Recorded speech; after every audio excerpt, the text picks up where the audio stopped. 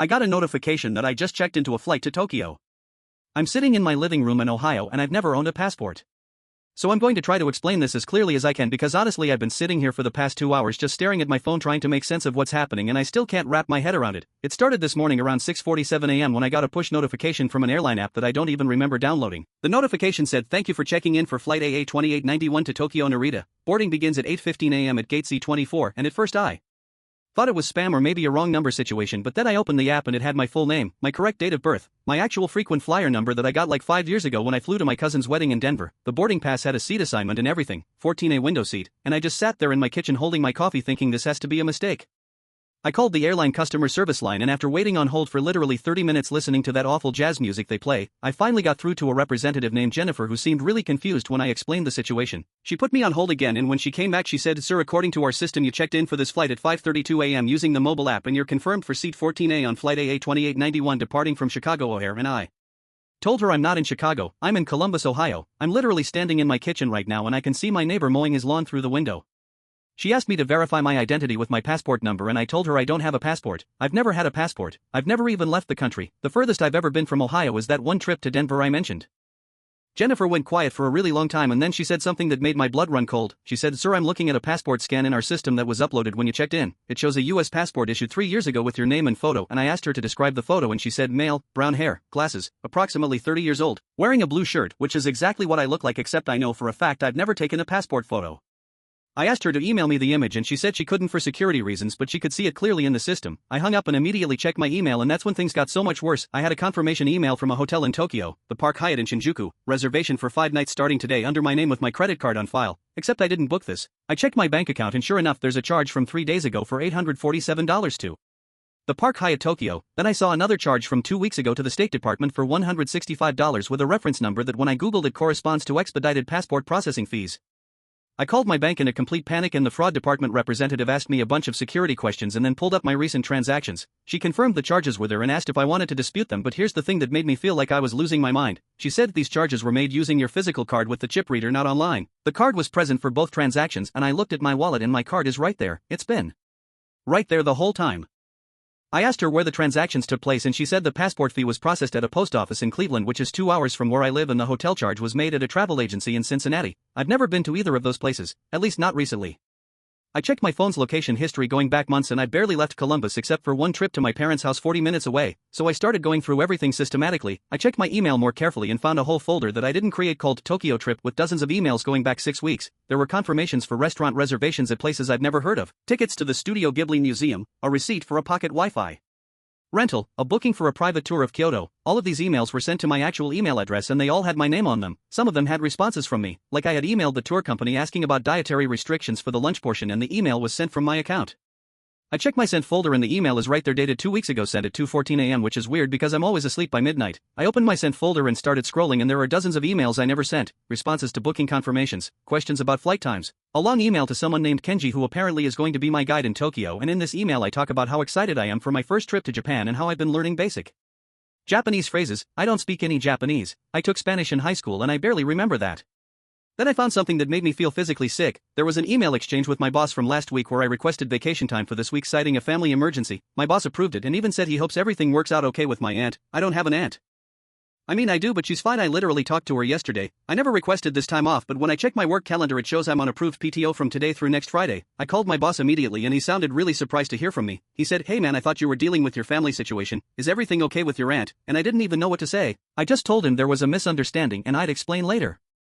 After I hung up I just sat there trying to breathe normally because I felt like I was having a panic attack. Someone has been planning an entire trip to Japan using my identity, my money, my email, my work account, and doing it so carefully and thoroughly that they even covered the work absence. I checked my social media and found posts I didn't make. On Facebook there's a post from 4 weeks ago that says, "Finally booked my dream trip to Japan, can't wait for October," with a bunch of airplane and sushi emojis. It has 47 likes and 23 comments from my actual friends and family congratulating me. My mom commented, "So proud of you sweetie, you deserve this adventure," and I don't remember seeing any of this. I scrolled through the comments and I had responded to several of them. My friend Dave asked what part of Japan I was visiting and I responded with a detailed itinerary mentioning Tokyo, Kyoto, Osaka, and Hiroshima. My cousin asked if I was going alone and I said yes and that I was really looking forward to some solo travel time to clear my head. I checked Instagram and there are stories I apparently posted. One from 2 weeks ago shows a screenshot of a Duolingo app with a 14-day streak in Japanese with the caption getting ready and another from last week showing a new suitcase with the caption all packed and ready for the adventure except I don't have a new suitcase. I went to my bedroom and checked my closet and there's no new suitcase, all my old luggage is exactly where it's always been. I checked the Duolingo app on my phone and I do have an account that's been active for 47 days learning Japanese with a current streak of 47 days. I opened it and there are lessons completed every single day. I can see the progress through hiragana and katakana and basic phrases. But I didn't do any of this, I don't remember any of it. I sat down on my bed and tried to think if there was any possibility I could have done all of this and somehow forgotten, maybe carbon monoxide poisoning or some kind of dissociative episode. I went to the hardware store and bought a carbon monoxide detector and tested my apartment and the levels are completely normal.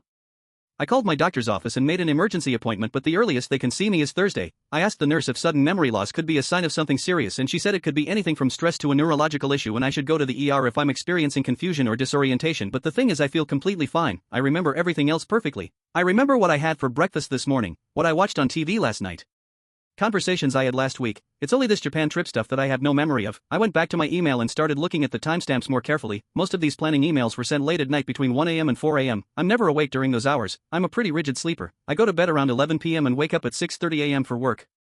I decided to check my phone's screen time data to see if there was any activity during those late night hours and according to my iPhone my screen time shows significant activity during those exact time periods. On the night of September 15th my phone shows 2 hours and 43 minutes of use between 1:47 a.m. and 4:30 a.m. with apps like Gmail, Chrome, and Notes being used heavily, but I have absolutely no memory of being awake during that time. I checked my Apple Watch data and it shows I was asleep during those hours. My heart rate was low, my movement was minimal, all the metrics indicate I was sleeping soundly, so how was my phone being used while I was asleep? I thought maybe someone cloned my phone somehow or has remote access, but I checked and there are no unknown devices linked to my iCloud account. I changed all my passwords again just to be safe. Then I noticed something in one of the emails that made my stomach drop. There was a confirmation for a visa application to Japan. Apparently I applied for and received a tourist visa last month. The email had an attachment with a PDF of the visa approval and when I opened it there was a photo of me that I definitely did not take. In the photo I'm wearing a white button-down shirt that I recognize from my closet and I'm standing against a plain white wall with a neutral expression. It looks like a professional visa photo but I have no memory of taking it. I checked the metadata on the PDF and it was created on September 3rd at 11:47 p.m. I looked through my phone's photo library for that date and around that time and I found the photo. It's right there in my camera roll dated September 3rd at 11:43 p.m. There are actually several photos from that same session, multiple attempts to get the lighting and expression right. Like someone was being very careful to get a proper visa photo, but I don't remember taking these. I enlarged the photos and looked at the background and I realized with horror that it's my apartment. I can see the corner of my bookshelf in one of the photos and a bit of my kitchen in another. These photos were taken here in my home while I was apparently asleep. I checked the location data on the photos and it confirms they were taken at my address. At this point I'm seriously considering that I might be experiencing some kind of psychological break or maybe I'm sleepwalking and doing all of this without any conscious memory of it. I googled complex sleepwalking and apparently it's a real thing where people can perform elaborate tasks while asleep including using phones and computers. There are documented cases of people sending emails, making online purchases, even driving cars while in a sleepwalking state with no memory of it afterward, but this seems so much more complex than that. This is months of sustained planning and coordination, booking flights and hotels, applying for a passport and visa, learning a language, communicating with my boss and friends, maintaining a consistent story. Can sleepwalking really be that sophisticated? I called my mom because I didn't know what else to do and I asked her if I had mentioned anything about going to Japan and she said, "Of course honey, you've been talking about it for weeks. You said you needed a break and wanted to do something adventurous. I'm so excited for you." And I asked her when I first mentioned it and she said, "I think it was back in early September. You called me one evening and said you'd been thinking about it for a while and finally decided to just go for it. You sounded really happy about it." And I asked what else I said and she told me I talked about how I'd always wanted to visit Japan since I was a kid, how I used to watch anime and read manga and it was a dream destination for me. And here's the thing that's really messing with me. All of that is true. I did love anime as a kid. I did always think Japan seemed cool, but I haven't thought about that in years. It's not something that's been on my mind at all recently. My mom asked if I was getting cold feet about the trip and I didn't know what to say, so I just told her I was fine and I'd call her later. After we hung up I started going through my apartment looking for any other evidence of this trip preparation. I checked my drawers and found a brand new travel adapter still in the package. I found a Japanese phrasebook that looks used with several pages dog-eared. I found a folder with printed copies of all my reservations and a handwritten itinerary in my own handwriting. Seeing my handwriting was the worst part because it's unmistakably mine. I know my own handwriting and this is it. The notes are detailed with times and addresses and little reminders like remove shoes before entering temples and have cash for small vendors. These are things someone who researched Japan would know and I must have written them, but I have zero memory of it. I sat on my couch with all this evidence spread around me and I tried to force myself to remember something, anything, about planning this trip, but it's just blank. Those memories don't exist for me. It's like someone else lived those moments in my body. Then my phone buzzed again. Another notification from the airline app. Your flight is now boarding at gate C24. Please proceed to the gate. And I looked at the time and realized that somewhere in Chicago right now someone is about to board a plane to Tokyo using a passport with my name and my face, or maybe I'm supposed to be there. Maybe somehow I'm supposed to be in two places at once. I don't know anymore. I grabbed my keys and drove to the nearest police station because at this point I don't know what else to do. I told the officer at the desk that I think someone stole my identity and is traveling internationally using my name, but when he asked for details and I started explaining everything, it sounded insane even to me. He asked if I had reported my passport stolen and I said I never had a passport, but apparently I do now, and he looked at me like I was crazy. He took a report anyway and gave me a case number, but I could tell he didn't really believe me or understand what I was reporting. When I got back to my apartment, I checked the airline app again and the flight status had changed to departed flight AA2891, took off at 8:47 a.m. and is currently en route to Tokyo. I tracked the flight path and watched the little airplane icon moving across the map over Lake Michigan heading east. In about 13 hours that plane will land in Japan and someone will get off claiming to be me. They'll go through customs with my passport, they'll take a taxi to the Park Hyatt in Shinjuku, they'll check in using my reservation, and they'll start living out this trip that I apparently planned but have no memory of planning. I opened my laptop and went to the State Department website and searched for my name in the passport database. I had to verify my identity with my social security number and date of birth, and there it is, passport number 584729304, issued to my name on September 8th of this year, valid for 10 years. I requested a copy of the application, and when it loaded I saw the photo again, the same one from my phone, and below it was my signature, a signature that looks exactly like mine because it is mine. The application lists my address, my phone number, my email, everything is correct. Under emergency contact it lists my mom with her correct phone number. This passport is real, it exists in the government database. Someone applied for it in my name or I applied for it and don't remember. I'm leaning toward the second option, as terrifying as that is, because how else would they have my perfect signature, my exact current photo, access to my apartment to take that photo? I started thinking about what else I might have done during these apparent blackout periods. I checked my browser history and found extensive research about Japan dating back to July, searches for best time to visit Tokyo, how much cash to bring to Japan, Japanese etiquette for tourists, is Japan safe for solo travelers. There are YouTube videos watched about Japanese culture and language lessons, bookmarks for travel blogs and Reddit threads about Japan itineraries. I found a Google Doc titled Japan Trip Planning that has a minute-by-minute breakdown of each day, what trains to take, what times to visit certain attractions to avoid crowds, backup restaurant options in case the first choice is full. It's incredibly detailed and well-researched. Whoever made this document spent hours on it. I checked the revision history and the document was created on July 23rd and has been edited 87 times. The last edit was yesterday at 1:23 a.m. when apparently I added a note about bringing an umbrella because the forecast shows possible rain in Tokyo this weekend. I opened my weather app and it's set to show Tokyo weather alongside Columbus weather. Tokyo is currently 72 degrees and partly cloudy. I don't remember adding Tokyo to my weather app. I checked my photos again and found more that I missed the first time. There are screenshots of flight deals from back in July, a photo of a Learn Japanese book at a bookstore taken in August, a selfie of me holding up my new passport when it arrived in September where I'm smiling genuinely like I'm excited. I'm wearing the same blue shirt from the visa photo and I look happy. I don't remember being happy about any of this because I don't remember any of this happening. It's now 2:47 p.m. and I've been writing this for over an hour trying to make sense of everything. I keep checking the airline tracker and flight AA2891 is somewhere over Canada right now. I called the hotel in Tokyo and spoke to someone at the front desk. I told them I needed to cancel my reservation and they asked for my confirmation number, which I provided from the email. The woman on the phone said, "Mr. Anderson, we have you checking in this evening. Your room is prepared and we're looking forward to welcoming you. Is there a problem?" And I didn't know what to say. I asked if they could tell me when the reservation was made and she said it was booked on August 30th and prepaid in full. She asked again if I wanted to cancel and I hesitated because part of me is still trying to understand if maybe this is all real. Maybe I really did plan this trip and something is wrong with my memory. Maybe I should just let it happen and see what occurs when whoever is on that plane arrives at the hotel. So I told her never mind, the reservation is fine.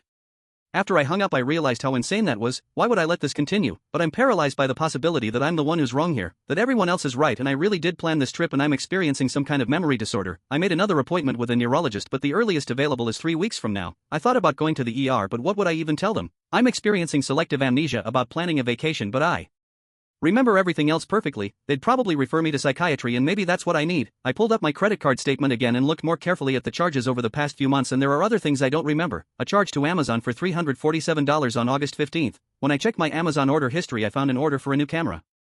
A Sony A6400 with a lens. It shows delivered to my address on August 18th, but I don't have a camera.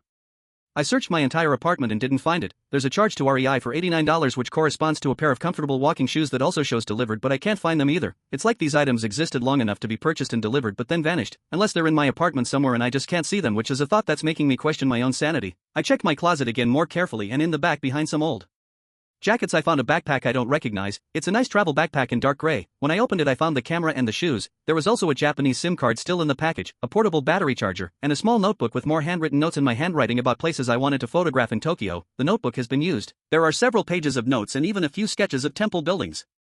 My hands were shaking as I flipped through it because this is evidence of time I spent that I have no memory of, time I apparently spent researching and planning and preparing for a trip that I'm not even on, or maybe I am on it somehow. Maybe I'm living two lives simultaneously and only conscious of one of them. I know how that sounds, but I don't know how else to explain this. I called the airline again and this time I asked specifically about the passenger manifest for flight AA2891. I Explained I was supposed to be on the flight but I'm not and I'm concerned someone might be using my identity. They transferred me to security who asked me a bunch of questions and took down my information but they said they couldn't confirm or deny who was on the flight for privacy reasons.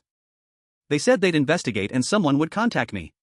It's now 4:15 p.m. and I just got an email from Kenji, my apparently tour guide in Tokyo. The subject line says looking forward to meeting you tomorrow and the email says he'll be at my hotel at 9 a.m. Tokyo time to pick me up for our tour of the Tsukiji Outer Market and some temples in Asakusa. He sounds friendly and excited and he has no idea that the person he's expecting to meet might not actually be me or might be me but a version of me that I don't have access to. I replied to his email. I don't know why I did this but I wrote I'm looking forward to it too and hit send before I could stop myself. Maybe I'm hoping that by engaging with this alternate reality it'll help me understand it or remember it, or maybe I'm losing my mind. I just checked my banking app again and there was a new transaction from 6 minutes ago, $14 at a Starbucks in Terminal C at Chicago O'Hare. Someone just bought coffee using my credit card at the airport right before the international terminal. I can see on my phone that my card is still in my wallet which is sitting on my coffee table 3 feet away from me. How is this possible? I called my bank again and told them about the charge and they confirmed it went through using chip and PIN. Which means someone had my physical card and knew my PIN code, but my card is right here, I'm holding it. They suggested my card might have been cloned but chip cards are supposed to be nearly impossible to clone. They're canceling my card and sending a new one but that doesn't explain how someone made a purchase 4 hours ago when my card has been in my possession all day. It's 6:30 p.m. now and the sun is setting. Flight AA2891 is somewhere over the Pacific Ocean. In about 7 more hours it'll land in Tokyo and someone will exit that plane and claim to be me. They'll go through immigration with my passport, collect luggage that I apparently packed but don't remember packing. Take a train or taxi to Shinjuku, check into a hotel room that's waiting for them, and tomorrow morning they'll meet Kenji for a tour of Tokyo, and I'll be here in Columbus, Ohio watching it all happen through email confirmations and credit card charges, unless I'm there somehow, unless the person on that plane is me and I'm here too. I know that's not possible but nothing about this makes sense. I just want to understand what's happening. I want to know if I'm sick or if someone is doing this to me or if I'm doing it to myself. I want my memories back if they exist or I want proof that this is all some elaborate fraud if that's what it is. I'm going to stay awake tonight. I'm going to set up my phone to record myself sleeping. I'm going to see if I get up and start doing things I don't remember. Maybe that'll give me some answers. Or maybe tomorrow morning I'll wake up and check my email and there'll be a message from the Park Hyatt Tokyo confirming that I checked in last night and everything will continue and I'll just have to accept that somewhere in the world there's another version of me living a life I planned but can't remember. I don't know what else to do. If anyone has experienced anything like this please tell me I'm not losing my mind. Please tell me there's a logical explanation for all of this because right now I feel like I'm living in 2 realities at once. And I don't know which one is real.